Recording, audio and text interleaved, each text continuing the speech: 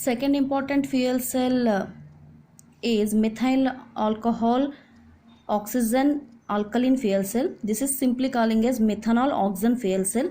The structural representation of this fuel cell is like this. So in this fuel cell, methanol is used as a fuel, whereas in hydrogen oxygen fuel cell we have used oxygen as a fuel material, oxidant material, and hydrogen as a fuel material there. Here methyl alcohol is considering as a fuel material and O2 is considering as oxidant. These two materials works together in order to produce electric energy. It consists of two porous electrodes like this, anode and cathode.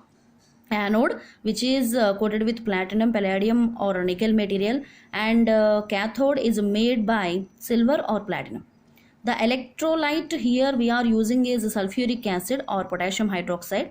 Methanol and oxygen are sent continuously into their respective electrodes. That means through the inlets what we have provided in the device, we are sending methyl alcohol and oxygen from both sides. So electrodes undergoing the reactions while the fuel cell is in condition. The reactions taking place here are methanol reacts with water methanol reacts with water in order to produce carbon dioxide, 6H plus ions, along with the liberation of 6 electrons. So this is the oxidation reaction. And at the cathode, the 3/2 portion of oxygen reacts with the 6H plus ions along with 6 electrons. That just by taking 6 electrons produced by oxidation reaction is converting into a form of 3H2O. So the net product material is water. So overall reaction is methanol reacts with oxygen, resulting the formation of carbon dioxide and water. This cell gives around 1.2 volts of energy. One methyl alcohol oxygen fuel cell results 1.2 volts of power output. The applications of the methanol oxygen fuel cell is in spacecrafts we are utilizing this methanol oxygen fuel cell because these are having a capability to produce electric current without interruption. That means uninterrupted power supply can be obtained by the usage of these fuel cells, and this is also using in military. That means military and also in submarines we are also using this methanol oxygen fuel cell. This is also calling as carbinol oxygen fuel cell. Advantages means these are somewhat applications, and what are the advantages means these are easy to transport. These cells are reasonably stable at environmental conditions. That means at any temperature, that means in any kind of season these are stable in their function. And methanol possesses low risk, that means low risk, not risk, low risk, and lower inflammability comparatively petrol or gasoline. Comparatively LPG or gasoline, methyl alcohol having somewhat low thermal risk. Okay, so second that means third important fuel cell is a phosphoric acid fuel cell, H3PO3 based fuel cell. In this type of fuel cell we are using phosphoric acid fuel material.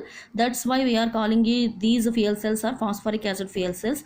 These are also using a liquid phosphoric acid as electrolyte material here completely. The electrolyte is a highly concentrated pure phosphoric acid in silicon carbide matrix. That means silicon carbide device. The electrodes are made of carbon paper coated with finely dispersed platinum catalyst. Here we are considering anode and cathode, which are coated with carbon paper and dressed with platinum material as catalyst. The hydrogen ions migrates through the electrolyte and combine with oxygen in air at cathode to form water. The cell reactions in this cell, phosphoric acid fuel cell,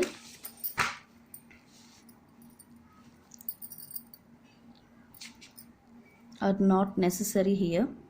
That means simply phosphoric acid undergoes reaction with here. These are the reactions when two hydrogen materials, this is not, yes, when hydrogen reacts with hydrogen liberates H plus ions and electrons at a cathode. These oxygen material reacts with H plus ions to result electrons to represent water. H2 plus O2 gives rise to 2H2O.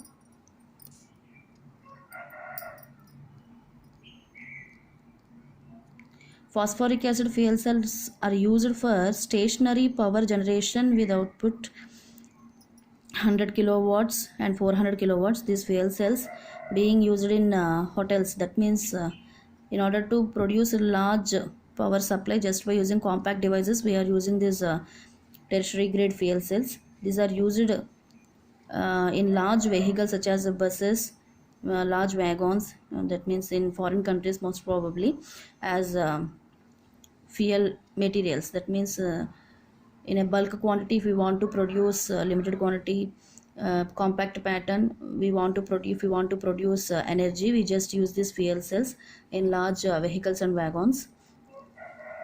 So this is something about fuel cells. So the diagrammatical representation is not proper here, I will post later. So the representation of hydrogen oxygen fuel cell is here. Phosphoric acid fuel cell is somewhat different, so I can represent later. Actually that is in our regulation textbook, that is actually engaged in my college. So surely I will post later. So this is something about hydrogen oxygen and methanol oxygen and along with phosphoric acid fuel cells. This is a very important topic in your examination point of view. Thank you.